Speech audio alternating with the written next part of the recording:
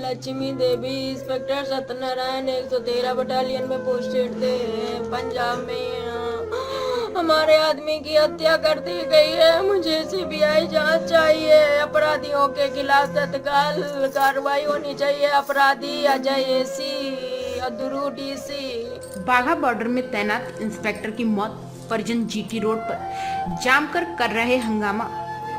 उत्तर प्रदेश के कानपुर आउटर की शिवराजपुर थाना क्षेत्र के अंतर्गत जान नेवादा गांव निवासी बीएसएफ इंस्पेक्टर बाघा बॉर्डर में बीते बुधवार की देर शाम को संदिग्ध परिस्थितियों में मौत हो गई।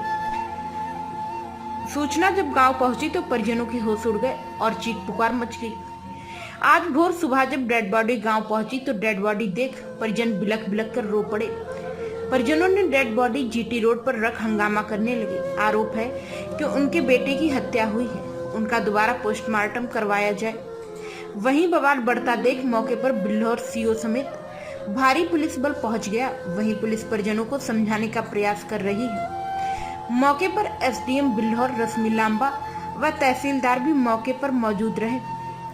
वहीं मौके पर पहुंचे समाजवादी पार्टी के आर्यनगर विधायक अमित वाजपेयी ने परिजनों से बातचीत कर परिवार के लोगों को सांत्वना दी। बताते चले कि सुजान नेवादा गांव निवासी सत्यनारायण सबिता उम्र 40 वर्ष, वह वर्तमान में बाघा बॉर्डर पर इंस्पेक्टर पद पर तैनात थे। परिजनों के मुताबिक वह 2003 में बीएसएफ में भर्ती हुए थे।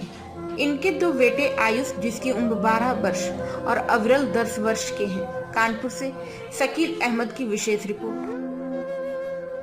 अंसारी एक स्टार उसका था, ध्रुव और ये शमसर और कमांडेंट एसीओ, इन लोगों ने मिलकर हत्या करा दी हमारे आदमी की। मुझे यही नाम बताते थे कि राखी यही मुझे बहुत टॉर्चर कर रहे हैं, यही मार देंगे, कह रहे थे तुझे लटका दूंगा मार के। पोस्टमार्टम दोबारा होना चाहिए कानपुर में, शहीद का इन्हें सम्मान मिलना चाहिए और एक व्यक्ति को नौकरी मिलना चाहिए। हमारे डीएम महोदय हमें लिखित में दें ये सब। अपराधियों के खिलाफ तत्काल कार्रवाई होनी चाहिए। और कह रहे हैं कि ये तुम अगर नाम तुम्हारी मैडम बताएगी, ये मुझे बता रहे थे, तो मैं 6 लोगों को मार दूंगा, इनके माता पिता और बच्चे बीबी सब मार दूंगा अगर नाम ओपन करेंगी तो। कह रहे थे मेरे यहाँ तक कानपुर तक पहुँचे। का जो आज सब आया है परिजनों के यहाँ, तो सब क्या जवान है परिजनों की? दुर्घटना दुर्भाग्यपूर्ण है।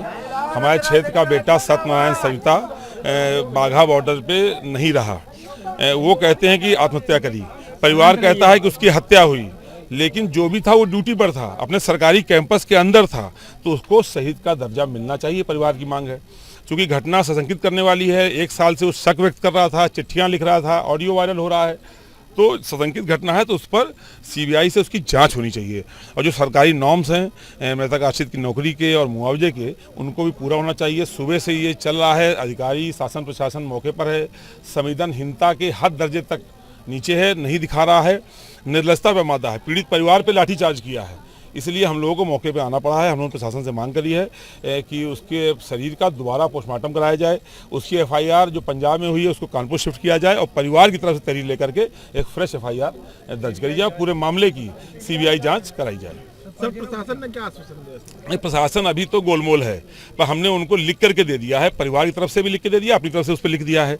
अगर प्रशासन नहीं मानेगा तो हमारी पार्टी इसका संज्ञान लेगी, जल्दी हमारा डेलीगेशन आएगा और हम लोग आंदोलन के रास्ते पर जाएंगे। मृतक जवान की महिला पत्नी का कहना है कि जब तक डीएम साहब नहीं आएंगे बॉडी नहीं उठाएंगे। उसके इमोशन अपनी जगह जायज हैं।